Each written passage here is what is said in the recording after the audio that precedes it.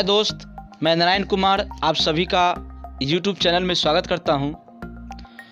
दोस्तों, आज हम बात कर रहे हैं जिस पावर के बारे में, जिस शक्ति के बारे में, वो दुनिया का सबसे रहस्यमयी पावर है और वो पावर है मन की शक्ति। मन यानी यह दो अक्षरों से बना शब्द। मन बड़ा ही चमत्कारी है, यह कुछ भी कर सकता है।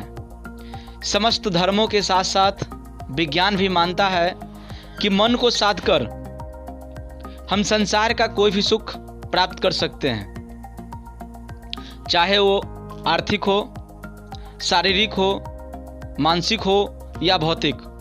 यह मन की शक्ति ही तो थी जिसने किसी को देवता, किसी को संत, किसी को पैगंबर तो किसी को तीर्थकर बना दिया। सारे आविष्कार, सारी खोजें इसी मन की शक्ति की देन है।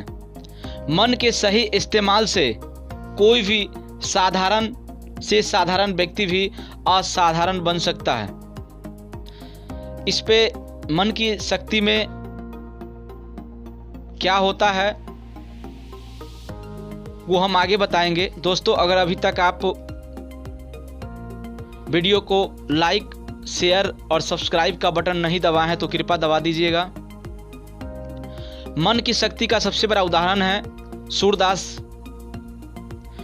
सूरदास जी बचपन से अंधे थे, जन्मजात अंधे थे। अगर आप कभी सूरदास को पढ़े तो उन्होंने लाखों छंद और लाखों किताबें लिखी हैं।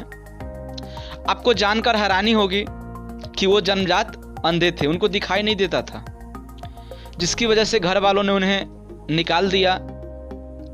तो वो पीपल के वृक्ष के नीचे रहने लगे और भगवान कृष्ण में भक्ति थी उनकी, तो गाना वाना गाते थे, भजन वजन करते थे। मथुरा आगरा हाईवे के ऊपर बहुत सारा मंदिर है, अगर आप कभी वहाँ गए होंगे तो देखे होंगे। और उस बहुत सारा मूर्ति में वहाँ पे कृष्ण जी का मूर्ति बहुत ज़्यादा है। तो सूरदास जी पीपल के पेड़ के नीचे बैठे थे एक दिन और भजन गा रहे थे।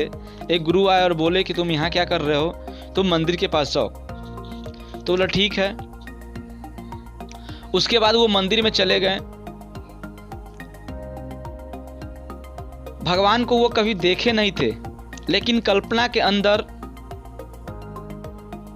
और इतिहासकार बोलते हैं कि आज से 500-600 वर्ष पहले इनका जन्म हुआ था। इस धरती पे आए थे और मथुरा में रहे और भगवान श्री कृष्ण के भजन गाते थे। और इतिहासकार ये भी कहते हैं कि इनको भगवान का दर्शन होता था। जब ये भजन गाते थे तो भगवान इनका भजन सुनने के लिए आया करते थे। ये कितना सच है कितना झूठ है मुझे नहीं पता, लेकिन मैं विश्वास करता हूँ। मैं किसी भी चीज़ को नकारता नहीं हूँ, जो बात है कहीं ना कहीं हुई होगी शायद। एक घटना ऐसी हुई जो इनके जीवन के अंदर उथल पुथल मचा करके रख दिया। जब ये मंदिर में जाते थे तो इनको नज़र नहीं आते थे भगवान, और जब भगवान का श्रृंगार होता था तो सुबह सवेरे वहाँ के पंडित को ये बोलते थे कि आज का ये पीला रंग वस्त्र जो है ना, आज भगवान पे अच्छा नहीं लग रहा है। तो वहाँ का पंडित जो था वो आश्चर्य था।